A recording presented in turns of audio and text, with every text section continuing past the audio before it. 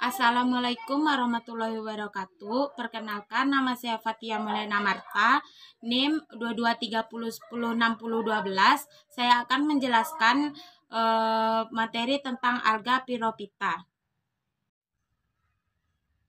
Pada pembahasan kali ini kita akan membahas yang pertama, yaitu pengertian Pyrophyta. Yang kedua, struktur dari Pyrophyta.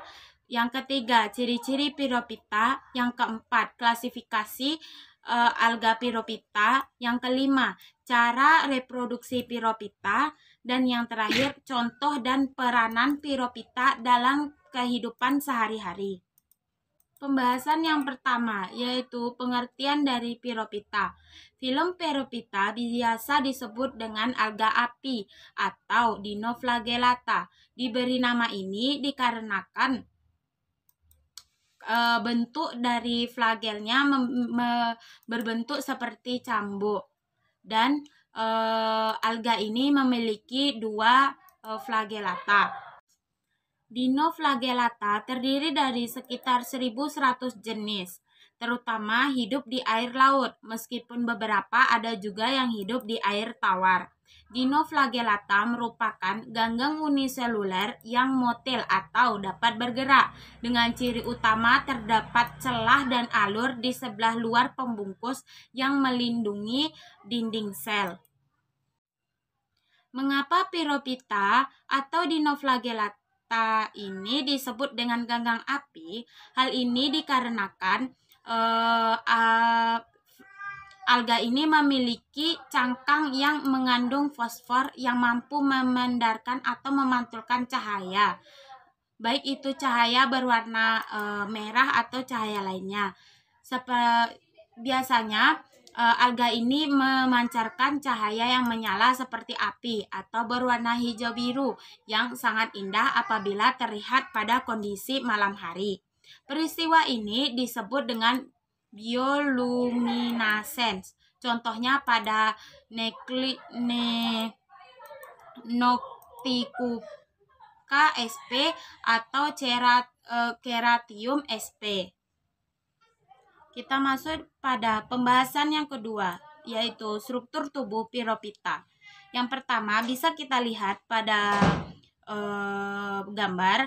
Pyrophyta memiliki nukleus, cingulum, flagella longitudinal, suklus, flagella transversal, lempeng baju baja, dan palikel.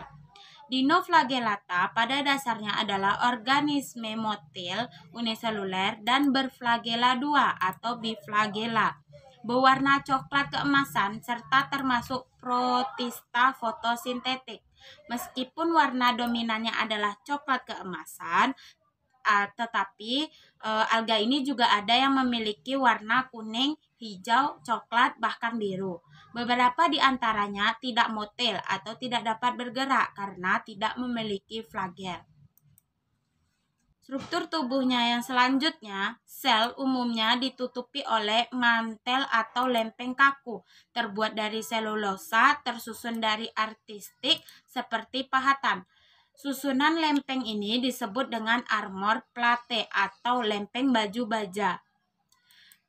Ciri-ciri selanjutnya yaitu Dinoflagellata memiliki dua celah atau alur, yaitu alur longitudinal atau membujur yang disebut dengan suklus, dan alur melingkar atau melintang yang dikenal sebagai cingulum atau anulus atau korset.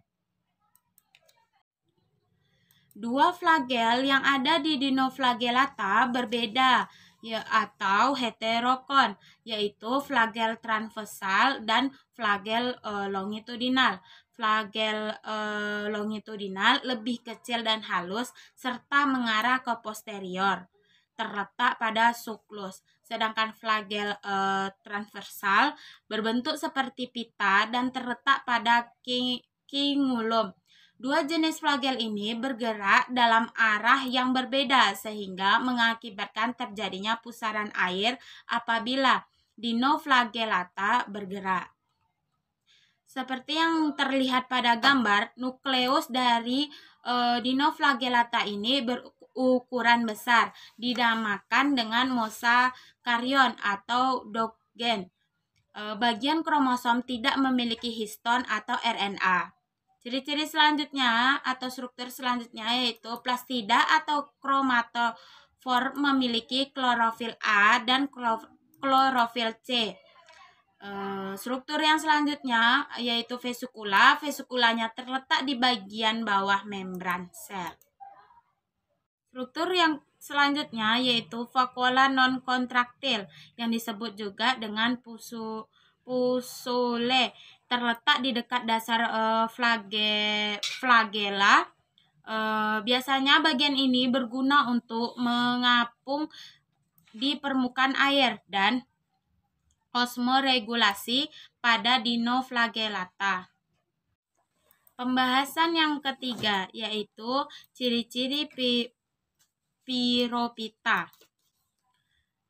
Piropita atau dinoflagellata atau ganggang api memiliki ciri atau karakteristik secara umum. Yang pertama yaitu uniseluler atau bersel tunggal, bersifat motil atau aktif bergerak, memiliki flagella atau bulu cambuk, memiliki dinding sel nyata yang terdiri atas lempengan-lempengan yang mengandung selulosa, tetapi ada beberapa yang tidak memilikinya. Memiliki sel dengan ciri khas yaitu terdapat celah dan alur, serta di dalam sel terdapat plastida yang mengandung pigmen klorofil A, klorofil C, karotenoid sehingga berwarna coklat ke kuning-kuningan. Ciri yang selanjutnya yaitu bersifat autotrof atau mampu melakukan fotosintesis atau juga bisa disebut dengan bersifat sintetik dan berperan sebagai fitoplankton di lautan. Ciri yang selanjutnya bersifat heterotrof yang hidup dengan cara menelan materi organik dari sel-sel hidup lainnya. Materi selanjutnya yaitu ada juga yang bersifat sebagai parasit. Terus ciri-ciri selanjutnya ada hidup bebas atau bersimbiosis pada tubuh beberapa jenis karang, anemon laut, cacing pipih, dan kerang raksasa. Dan ciri yang selanjutnya ada pada beberapa jenis alga, cangkangnya mengandung fosfor sehingga dapat memantulkan atau memandarkan cahaya di malam hari.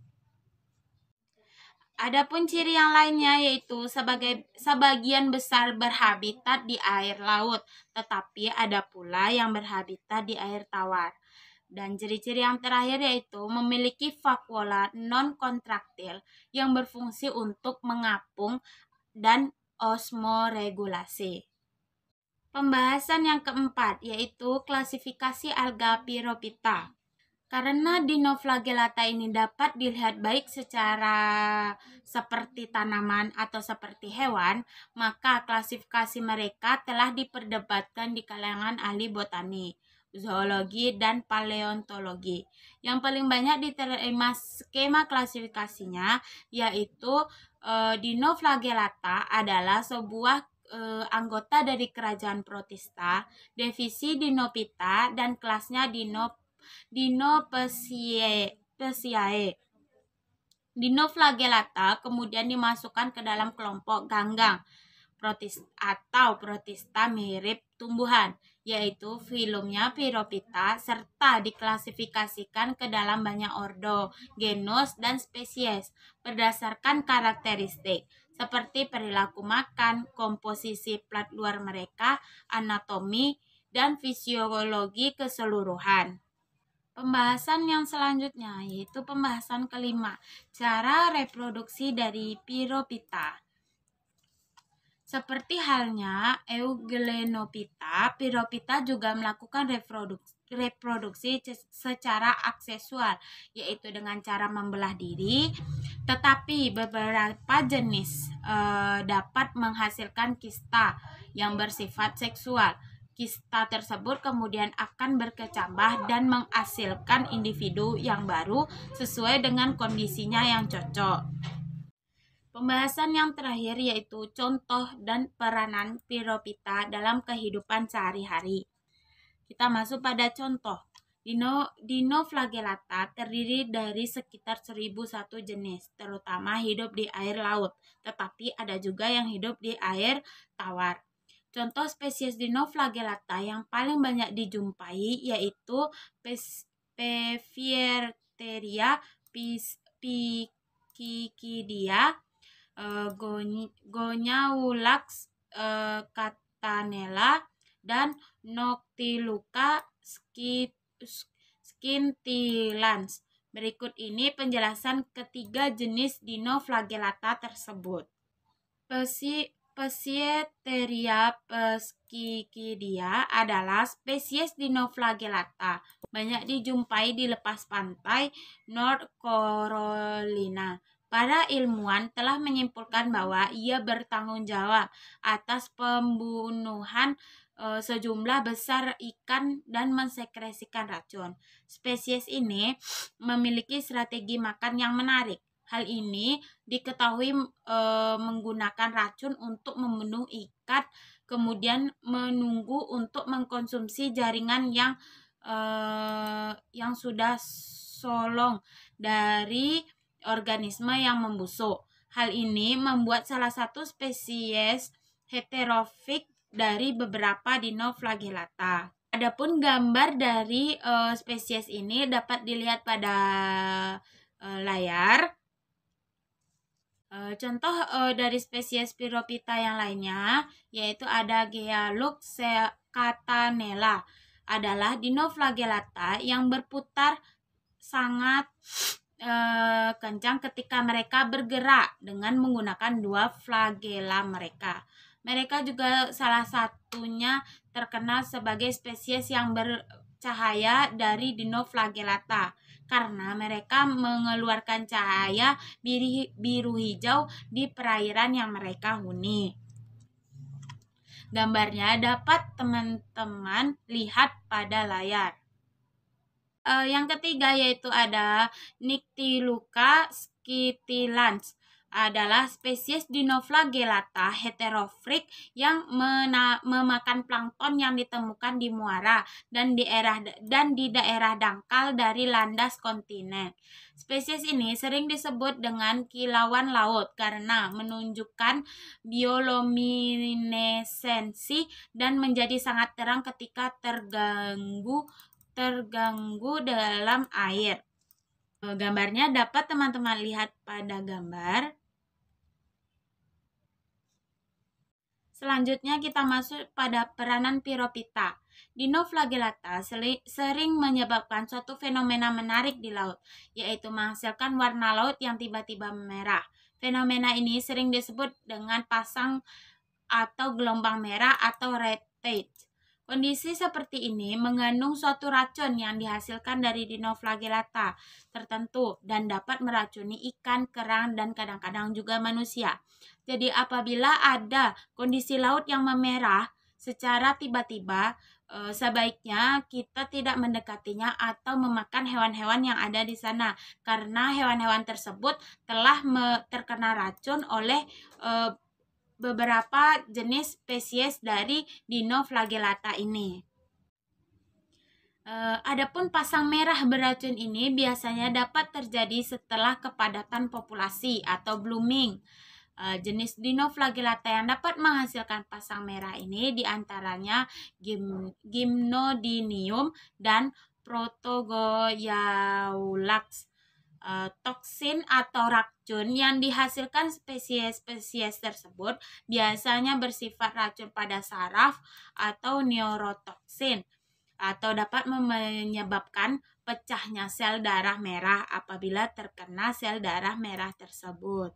Jika gelombang merah atau ini terjadi, ribuan ikan akan mati lemas akibat insang mereka tersumbat atau kekurangan oksigen karena miliaran dari Dinoflagellata ini tersumbat di insang tersebut dan akhirnya akan membuat ikan tersebut mati dan membusuk. Akan tetapi tiram dan remis berpesta pada saat terjadi ini. Hal ini dikarenakan dengan menyaring beberapa makanan yang ada pada ikan-ikan yang sudah mati. Dalam proses ini, tubuh mereka akan mengumpulkan racun saraf yang diproduksi oleh Dinoflagellata dalam jumlah yang cukup besar dan menjadi bahan makanan dari tiram tersebut. Pada keadaan ini, racun Dinoflagellata dapat terkumpul pada tubuh tiram atau remes tanpa menyebabkan kematian pada hewan tersebut. Jika moluska tersebut termakan oleh manusia, dapat terjadi keracunan pada manusia yang memakannya. Oleh karena itu, dalam mengonsumsi kerang-kerangan sering dihindari pada saat musim panas, karena pada musim panas tersebut Dinoflagellata jumlah populasinya akan meningkat tajam dan hal ini dapat menyebabkan blooming tadi. Jadi pada saat musim panas sebaiknya kita menjauhi atau tidak memakan berbagai kerang yang ada di laut. Hal ini dapat menjauhkan kita atau menghindari kita dari keracunan alga Dinoflagellata ini atau alga Pyrophyta. Adapun ayat Al-Quran yang terkait dengan materi ini, karena tadi Pyrophyta ini adalah ganggang api, jadi di sini ayat Al-Qur'annya yaitu Quran surah At-Tur ayat 6. A'udzubillahi minasyaitonirrajim. Bismillahirrahmanirrahim. Wa bahri masjur, yang artinya dan laut yang di dalam tanahnya ada api. Baik, hanya itu yang dapat saya sampaikan. Banyak yang salah, saya mohon maaf karena kesalahan itu datang dari saya dan kesempurnaan itu hanya milik Allah Subhanahu wa taala. Baik, saya akhiri. Assalamualaikum warahmatullahi wabarakatuh.